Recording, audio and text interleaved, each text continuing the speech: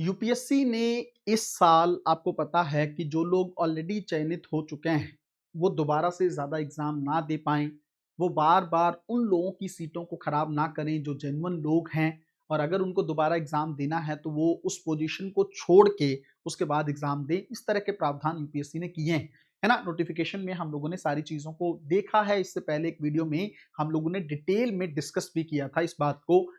तो बात ये है कि इस साल 2026 में अगर देखें तो 239 जो बच्चे हैं वो रिपीटर हैं, है ना? वो लोग हैं जो ऑलरेडी सिलेक्टेड थे और फिर से यूपीएससी 2025 में सेलेक्ट हुए हैं।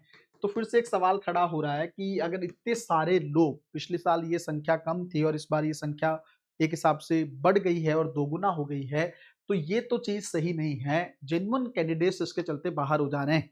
अब सवाल ये है कि यूपीएससी के इस तरह के जो प्रोविजंस हैं या जो यूपीएससी ने इस तरह के रूल्स बनाए हैं, क्या इसको लेकर स्टेट पीएससी भी कुछ करने वाले हैं? क्या वो भी रोक लगाने वाले हैं? देखो सबसे बड़ी बात पता है क्या है? इसको थोड़ा-सा हम लोग अच्छे तरीके से समझते हैं, उससे पहले आप लोग अंतिम प्रहार बैच को लेकर चीज़ें देख सकते हो। देखो, पहली चीज़ तो ये है कि प्रीलिम्स 2026 को लेकर एकदम स्पेसिफिक बैच है, स्टैटिक बैच है, जिसके अंदर आपका आप मान के चलो कि पूरा कंटेंट आपको मिलेगा, रिवीजन का मॉड्यूल इसके अंदर है, टेस्टिंग का मॉड्यूल इसके अंदर है। मैं ये कहता हूँ कि वर्स्ट कंडीशन में भी आप लोग 110-20 नंबर आराम से ले जाओगे और अगर आप हर एक चीज़ को फॉलो करते हो, तो आपका स्कोर जो है अनबिलीवेबल टाइप का भी हो सकता है। तो समय मत गवाओ, अगले 2 महीने सिस्टमैटिक तरीके से तैयारी करने के लिए अंतिम प्रहार बैच को जॉइन करो। सीसेट को लेकर 16 मार्च से बैच स्टार्ट हो रहा है, खूबसूरत बैच है, बहुत अच्छे तरीके से इस पे मैं काम करवाने वाला हूँ। खास करके कॉम्प्रिहेंशन 100% एक्यूरेसी मान के चलिए, एक भी सवाल उसके अंदर आपका गलत नहीं होगा। दूसरा, मैथ और रीजनिंग को लेकर वो स्ट्रेटेजी जो अभी तक किसी ने नहीं बताई है आप लोगों को या किस तरीके से मैथ और रीजनिंग को कुछ ही दिनों में इतना अच्छे से तैयार किया जा सकता है कि 15 से 20 सवाल आप लोग हँस के उसमें से मार लो।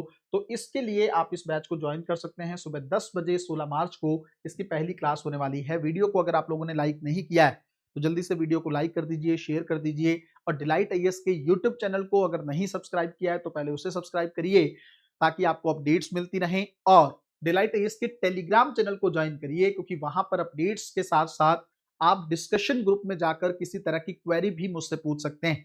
वहाँ पर बच्चे पूछते रहते हैं और मैं वहाँ पे रिप्लाई भी करता रहता हूँ। तो अगर आप लोगों को कोई सवाल पूछना है तो डिस्कशन ग्रुप जो टेलीग्राम का है उसको जॉइन करें।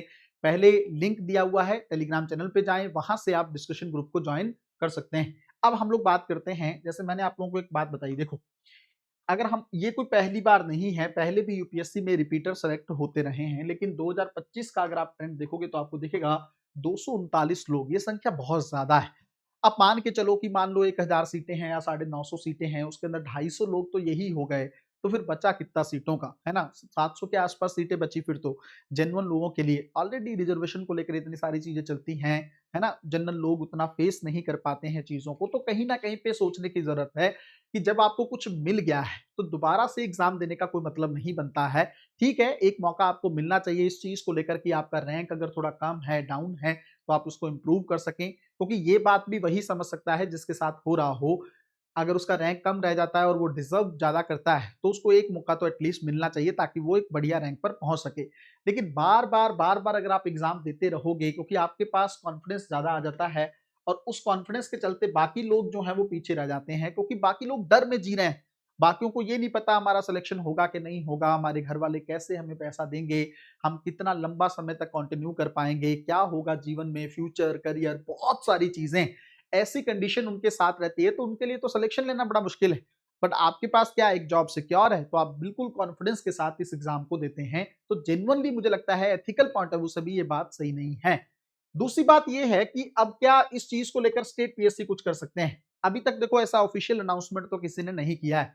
लेकिन आपको पता है कई बार क्या होता है कुछ चीज़ों को फॉलो कर देती हैं पीसीएस, पीएससी तो उसको यूपीएससी फॉलो कर देता है ना? जैसे अभी जहाँ तक मुझे लग रहा है कि जैसे ऑप्शनल को हटाया है यूपी पीसीएस ने, अभी यूपीएससी की तरफ से ये बात तो नहीं बोली गई है, उसके अपने कई सारे इश्यूज़ हैं, मैं पहले भी बता चुका हूँ, क्योंकि यूजीसी दिक्कत करता रहता है कि आपने पहले 2 से 1 ऑप्शनल रख दिया है, अगर आप अभी एक ऑप्शनल को भी हटा देंगे, तो लोग ग्रेजुएशन या मास्टर में उतना इंटरेस्ट नहीं रखेंगे। उनको लगेगा कि भई हमें तो इस किसी भी सब्जेक्ट को पढ़ने का हमें आगे जाकर बेनिफिट नहीं मिलने वाला है ना? तो यूपीएससी में अगर ऑप्शनल रहता है तो लोग उस चीज़ को क्रेज़ के साथ करते हैं, जैसे हिंदी लिटरेचर है, पंजाबी लिटरेचर है, कुछ भी। तो उनको पता होता है कि अगर हम इससे मास्टर डिग्री करेंगे, हायर एजुकेशन करेंगे, तो उसी चीज़ का फ़ायदा हमें यूपीएससी के ऑप्शनल में भी होगा। ये बात थोड़ी-सी यूजीसी की तरफ से रही।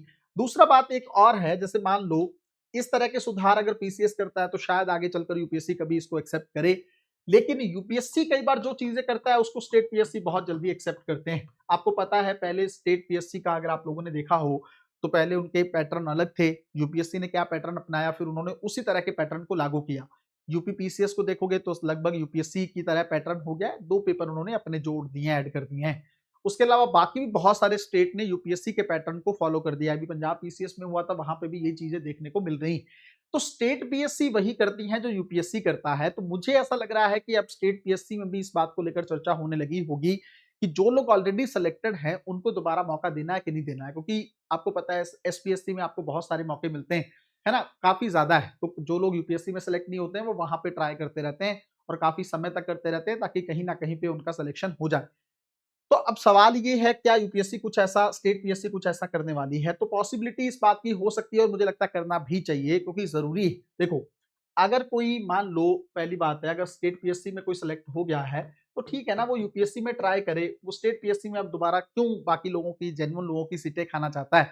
आप कहेंगे सर आपको क्या दिक्कत है इस बात से? मुझे दिक्कत इस चीज को लेकर है। देखो, कई कई लोग 6-6 साल, 8-8 साल, 10-10 साल से तैयारी कर रहे हैं, उनको कुछ भी नहीं मिल रहा है, और किसी को कुछ मिल गया है, वो फिर से दोबारा उसी कंपटीशन में एंटर कर रहा है, दोबारा से फिर से वो किसी ना किसी की सीट खा रहा है। तो ये मेरा थोड़ा-सा मुझे लगता है कि पर्सनली मुझे फील होता है इस बात को लेकर कि वो लोग जो कई-कई सालों से लगे हैं, उनको भी कुछ ना कुछ मिलना चाहिए, है ना? वो भी कहीं न कहीं पे सेलेक्ट होने चाहिए। वो सेलेक्ट तो तभी होंगे ना जब आप उनके लिए जगह छोड़ोगे। अगर आप फिर से भागोगे, आपके पास ऑलरेडी एक जॉब है, आप ऑलरेडी कॉन्फिडेंस में हो, तो ये तो इक्वालिटी बेस्ड कॉम्पिटिशन हुआ ही नहीं ना। इक्वालिटी उसको मानते हैं जब आप, वो भी सेलेक्ट ना हो, आप भी सेलेक्ट ना हो, तब मानेंगे ना इक्वालिटी। आपको भी स्ट्रेस है, उनको भी स्ट्रेस है। वैसे ही भारत में आप देख के चलो कि कितने सारे लोग गरीबी से गुजरते हैं। बहुत कम लोग हैं जिनके पास इतना सारा पैसा है, वो लोग फैसिलिटीज में अच्छा एग्जाम देते हैं, एसी में रहते हैं, बहुत वर्स्ट कंडीशन को फेस करने की जरूरत नहीं पड़ती उनको। लेकिन वहीं दूसरी तरफ जो गरीब तबका है, उनके पास बेसिक जरूरतों के लिए पैसे नहीं होते हैं, वर्स्ट कंडीशन में बच्चे सरवाइव करते हैं। तो उनको थोड़ा सा मुझे लगता है ज्यादा अच्छे तरीके से मौका मिलना चाहिए। और वही लोग पीछे छूट जाते हैं जब एक ही बंदा बार बार बार बार एग्जाम देता रहता है और बार सेलेक्ट होने के बाद भी कहीं ना कहीं पे फिर से वो जॉब नहीं छोड़ता है। तो मुझे लगता है स्टेट पीएससी के लिए भी एक अच्छा मौका है इस रिफॉर्म को अपनाने का। और इसको अब इसके लिए एक कमेटी गठित करें, वो लोग बातचीत करें कि किस तरीके से करना है। अगर स्टेट पीएससी में कहीं सेलेक्ट हो गया है तो अब आप नहीं दे सकते, अब आप यूपीएससी का एग्जाम दे सकते हो, वही दो, है ना? और अगर आप यूपीएससी में कहीं सेलेक्ट हो गए हो तो फिर यहाँ देने का कोई मतलब है नहीं। और मुझे लगता है ऐसे कम लोग भी हैं, उन लोगों को उतना फर्क नहीं पड़ता है ना? तो इस चीज को लेकर मुझे लगता है थोड़ा सुधार जो है अब किए जाने की जरूरत है। मिलते हैं अगली वीडियो में, तब तक अपना ध्यान रखें, अपनी पढ़ाई को बहुत अच्छे तरीके से करते रहें। बहुत बहुत धन्यवाद।